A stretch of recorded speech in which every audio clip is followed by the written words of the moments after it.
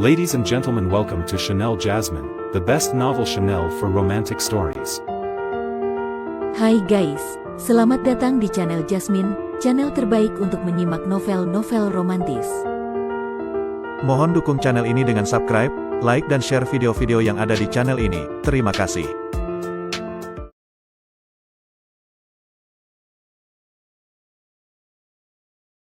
Kaisar Agung Seni Bela Diri bab 939. Sekte Xuansui itu apa? Luo Xiu melangkah maju dan langsung merobek surat pengumuman dari dinding kota, lalu membakarnya dengan api hingga menjadi abu. Di sekitar gerbang kota, sudah terkumpul cukup banyak orang. Hadiah yang tertera dalam pengumuman itu sangat menggiurkan, yang membuat banyak orang penasaran dan datang untuk melihat-lihat. Melihat seseorang merobek pengumuman itu, banyak orang di sekitar terkejut, dan suasana langsung menjadi ramai. Merobek pengumuman Sekte Xuansui ini jelas merupakan penghinaan terhadap mereka. Suamiku, apakah Yuer dan Xiaozi akan dalam bahaya? Yan Siruo berkata dengan cemas. Selama bertahun-tahun, Luo Xiu sering bepergian mencari sumber daya. Dia dan Yan Yuer, serta Ning Hanyu dan Ji Xiaozi, telah bersama-sama melalui banyak hal. Mereka memiliki hubungan yang sangat dekat, dan saat melihat bahwa mereka berdua menjadi buronan di sini, tentu saja Yan Siruo khawatir. Seharusnya tidak ada masalah. Yuer dan Xiaozi adalah murid dan cucu dari tetua Xuan Kong. Mereka sedang melakukan perjalanan untuk berlatih. Tentu tetua Xuan Kong sudah memberikan mereka benda pelindung untuk melindungi nyawa mereka, Yan Yuer berkata, meskipun dia juga sedikit khawatir. Karena meskipun mereka diberi benda pelindung, tetap ada kemungkinan yang buruk terjadi. Jika mereka berdua terluka sedikit saja, aku akan mengguncang seluruh dunia bintang di dunia Senyu. Luo Xiu mendengus, meskipun dia sudah memiliki reputasi yang cukup besar di dunia 3000, namun orang-orang di sekitarnya belum tentu memiliki kekuatan yang sama. Yuer dan Xiaozi pergi untuk berlatih, mereka jelas tidak bisa memakai nama besar klan Ji untuk membuat keributan, jika tidak, itu tidak akan dianggap sebagai pelatihan. Meskipun dia tahu bahwa kedua gadis itu sudah mencapai tingkat Raja Dewa, namun pondasi mereka masih sedikit lemah. Beberapa waktu lalu, saat melihat Yuer dan Siruo dalam bahaya di dunia galaksi, Luo Xiu sangat marah dan bahkan menghancurkan keluarga Yu, yang juga melibatkan Sekte Kaisar Galaksi. Sekarang, Yuer dan Xiaozi pun terkena masalah. Luo Xiu merasa sangat bersalah. Jika saja dia tidak mengabaikan perasaan orang-orang di sekitarnya selama ini, bagaimana mungkin masalah seperti ini terjadi?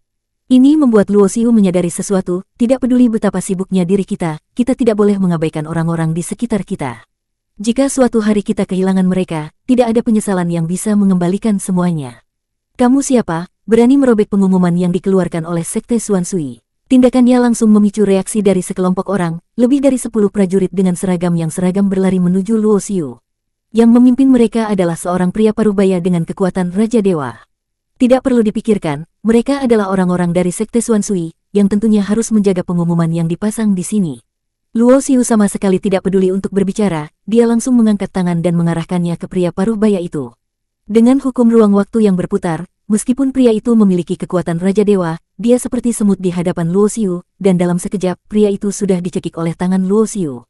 Pria parubaya itu sangat terkejut, dan dia menyadari bahwa orang ini pasti bukan hanya seorang Raja Dewa, tetapi mungkin seorang Kaisar Dewa, karena kekuatan hukum yang baru saja digunakan oleh Luo Xiu sudah mencapai level ke-10 dalam hukum.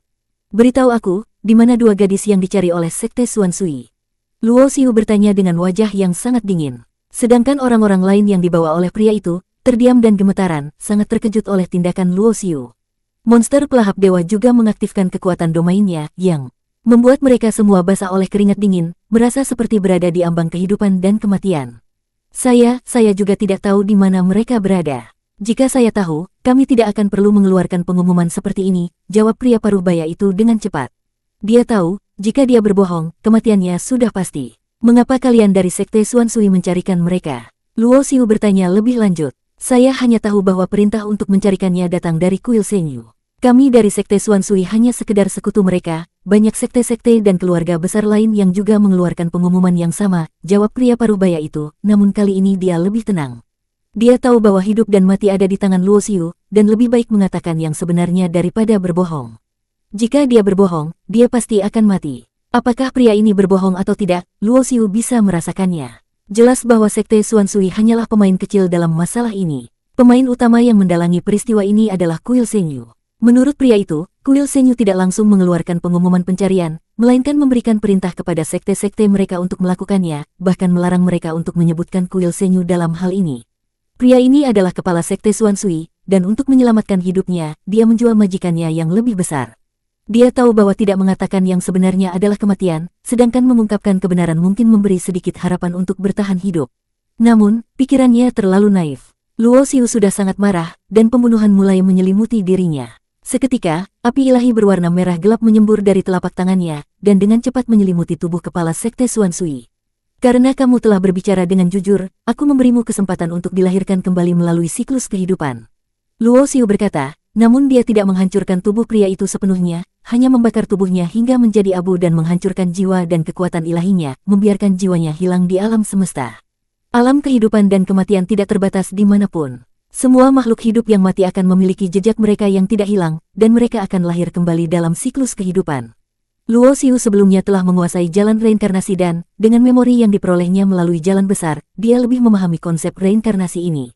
Mengenai orang-orang lain dari Sekte Xuan Sui, Luo Xiu tidak bertindak lebih lanjut. Dia mengaktifkan cermin reinkarnasi dan, bersama rombongannya, langsung melesat ke udara menuju kuil Senyu.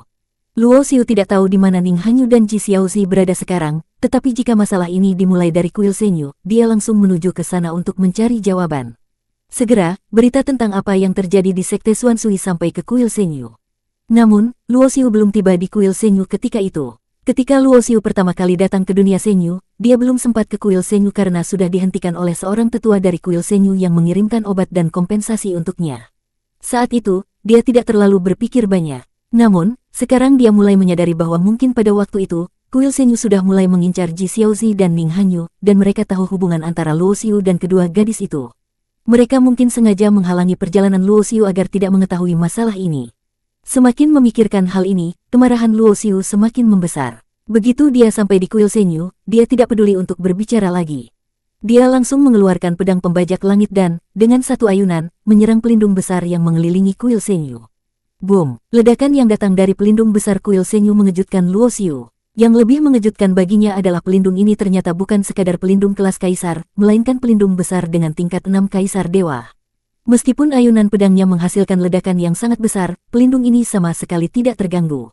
Siapa yang berani menyerang pelindung kuil Senyu kami? Teriak suara yang penuh kemarahan dari dalam kuil Senyu, dan segera, lebih dari 100 sosok berkelebat keluar, semuanya dipenuhi dengan niat membunuh. Kuil Senyu memiliki posisi yang tak tertandingi di dunia ini. Selama bertahun-tahun, tidak ada yang berani menantang mereka seperti ini. Begitu mereka keluar, mereka langsung menyerang tanpa bertanya, melepaskan senjata dan kekuatan ilahi yang datang menghantam Luo Xiu dengan sangat cepat. Semua hal adalah kekosongan. Luo Xiu melontarkan satu pukulan di udara, dan dalam sekejap, seluruh serangan dan hukum yang mereka lepaskan hilang begitu saja. Aura di tubuhnya berkilau dengan cahaya kabur, tidak ada hukum yang bisa melukainya. Cermin reinkarnasi mengecil dan melayang di atas kepalanya, dan Luo Xiu melangkah maju, memukul dengan tinju langit, menghancurkan senjata dan peralatan lawan menjadi serpihan. Kemudian, dia membalikkan telapak tangannya, dan segel langit terbalik jatuh dengan kekuatan yang luar biasa. Darah merah menyembur, dan puluhan prajurit kuil Senyu langsung terjatuh, tubuh mereka hancur seketika.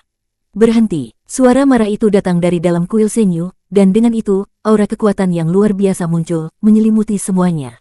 Seorang tetua tingkat kaisar dewa dari kuil Senyu muncul. Tetua itu melemparkan segel besar ke arah Luo Xiu. Saat segel itu bertabrakan dengan tinju Luo Xiu, ledakan besar terjadi, mengirimkan gelombang kejut yang memecahkan ruang di sekitar mereka. Luo Xiu berdiri tegak, meskipun berada di tengah ruang yang hancur, kekuatan perpecahan ruang sama sekali tidak mempengaruhi dirinya.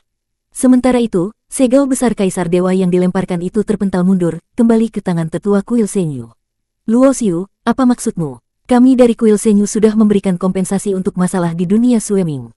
Mengapa kamu datang ke kuil Senyu dan membunuh murid-murid kami? Kata tetua itu dengan nada penuh kemarahan. Jika kamu ingin menantang kami, mungkin itu masih bisa dimengerti, tapi jangan kira kami akan membiarkanmu menginjakkan kaki di sini hanya karena ada kepala klan Ji yang mendukungmu.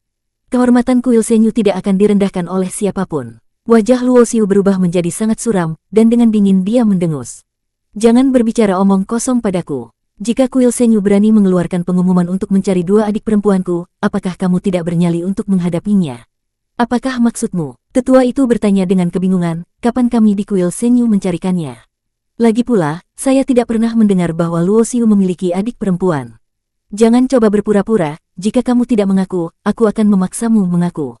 Luo Xiu menyeringai, seorang bocah yang begitu sombong. Jika itu kepala klan Ji yang mengatakan hal ini, mungkin aku masih bisa menerima, Tapi meskipun kamu memiliki kekuatan yang setara dengan Kaisar Dewa, Kuil Senyu bukan tempat yang bisa kamu tantang.